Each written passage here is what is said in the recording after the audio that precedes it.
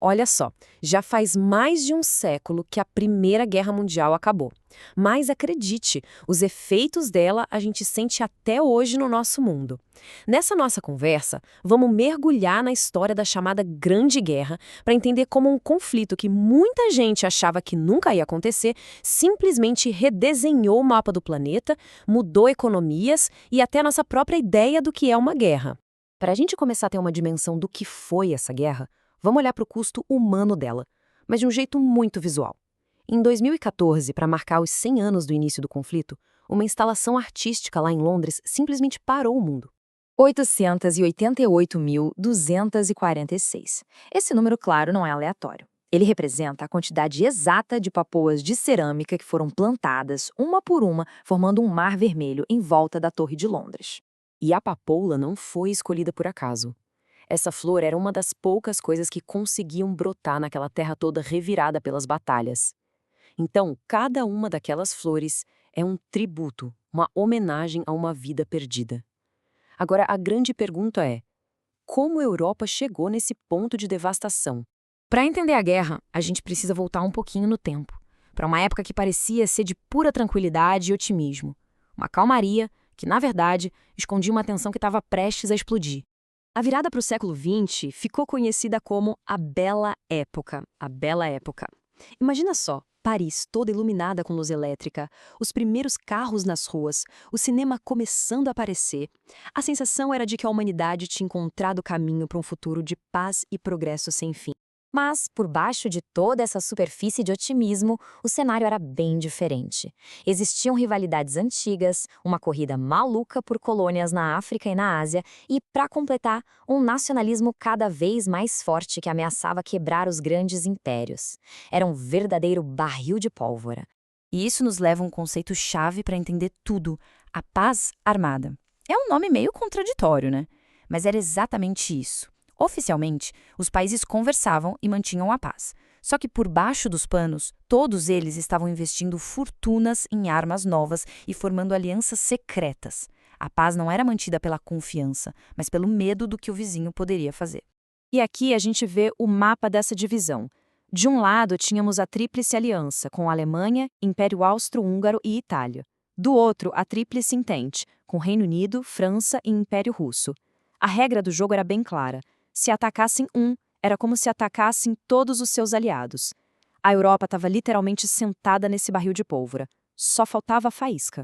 E essa faísca veio em 1914. O estopim foi aceso e aquele barril de pólvora explodiu, jogando o continente inteiro em um conflito como nunca se tinha visto antes.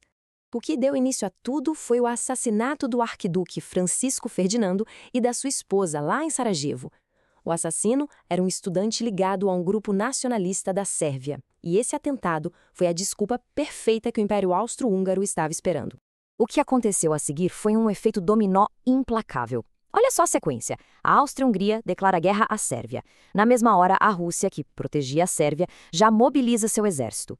Isso aciona a outra aliança. A Alemanha declara guerra à Rússia. E, por fim, França e Reino Unido entram na confusão para apoiar os russos. Em questão de semanas, uma crise local tinha virado uma guerra em escala mundial. A guerra teve duas fases bem diferentes. No comecinho, foi a guerra de movimento, com exércitos avançando rápido. Mas logo, as armas de defesa ficaram mais poderosas que as de ataque, e o conflito parou, na brutal guerra de trincheiras. Milhões de homens passaram anos vivendo em buracos cheios de lama, onde avançar alguns metros custava a vida de milhares de soldados. Mas olha que incrível, mesmo no meio de tanta brutalidade, aconteceram momentos de pura humanidade. A Trégua de Natal de 1914 é talvez o exemplo mais famoso. Em vários pontos do campo de batalha, soldados alemães e britânicos simplesmente pararam de atirar, saíram das trincheiras, trocaram cigarros, comida e até jogaram uma partida de futebol. Foi um pequeno suspiro de paz no meio do caos total. Durante anos, a guerra ficou nesse impasse mortal. Ninguém conseguiu uma vantagem clara. Mas em 1917, dois acontecimentos mudaram completamente o jogo e começaram a levar o conflito para o seu final.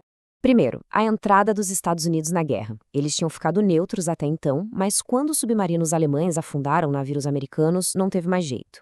E quase ao mesmo tempo, a Rússia, que estava passando por uma revolução gigante lá dentro, assinou um acordo de paz e pulou fora da guerra.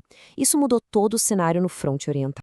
A chegada de milhões de soldados americanos, novinhos em folha e bem equipados, foi o que decidiu a parada. A balança pendeu de vez para o lado da Entente. E, em 1918, os países da Tríplice Aliança começaram a se render, um por um.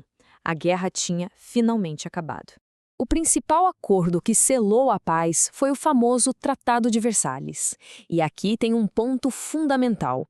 Ele não foi uma negociação entre iguais. Ele foi imposto pelos vencedores e foi feito para punir a Alemanha, que foi considerada a grande e única culpada por tudo aquilo. E as condições foram pesadíssimas. A Alemanha perdeu territórios, todas as suas colônias, foi praticamente proibida de ter um exército e ainda foi forçada a pagar indenizações que simplesmente quebraram a economia do país. O pior de tudo foi a sensação, para os alemães, de que aquilo não era um acordo de paz, mas uma humilhação. E esse sentimento foi o terreno perfeito para o que viria depois. O fim da guerra não trouxe aquela paz e prosperidade que todo mundo esperava. Muito pelo contrário. O mundo do pós-guerra era um lugar totalmente diferente, com um novo equilíbrio de forças e com as sementes de novas crises já plantadas. A Europa estava literalmente em ruínas. Cidades inteiras precisavam ser reconstruídas do zero. Os países estavam afogados em dívidas e uma geração inteira de jovens ou morreu na guerra ou voltou para casa com traumas terríveis. Era a chamada geração perdida. Enquanto isso, do outro lado do oceano, os Estados Unidos saíram da guerra com uma grande superpotência mundial. Eles lucraram muito vendendo armas e suprimentos para a Europa e terminaram o conflito com uma economia a todo vapor. Foi o início dos anos loucos, uma década de euforia, festa e muito consumo. Só que essa prosperidade toda era, em grande parte, uma ilusão. Dá uma olhada nesse gráfico. Ele mostra que só 13% da população concentrava quase 90% de toda a riqueza do país. A base da economia era muito frágil e o sistema todo estava perigosamente desequilibrado. E claro, uma hora a bolha estourou. O mecanismo foi basicamente este. No início dos anos 20, as fábricas americanas produziam sem parar, vendendo para uma Europa que precisava se reerguer. O problema é que a Europa se recuperou e, obviamente, parou de comprar naquele ritmo alucinante. Mas as indústrias americanas não diminuíram a produção. O resultado? Um excesso gigantesco de produtos. E em 1929, a quebra da Bolsa de Nova York, que arrastou o mundo inteiro para a Grande Depressão. E isso tudo nos leva à nossa reflexão final. A Primeira Guerra redesenhou o mundo, mas a paz que veio depois foi muito frágil. O Tratado de Versalhes, com aquelas punições severas, criou um ressentimento tão grande na Alemanha que acabou ajudando a fortalecer regimes extremistas e, no fim das contas, levou uma guerra ainda pior. A pergunta que não quer calar é, ao tentar punir os perdedores de forma tão dura, será que os vencedores não acabaram sem querer, plantando a semente do próximo conflito mundial?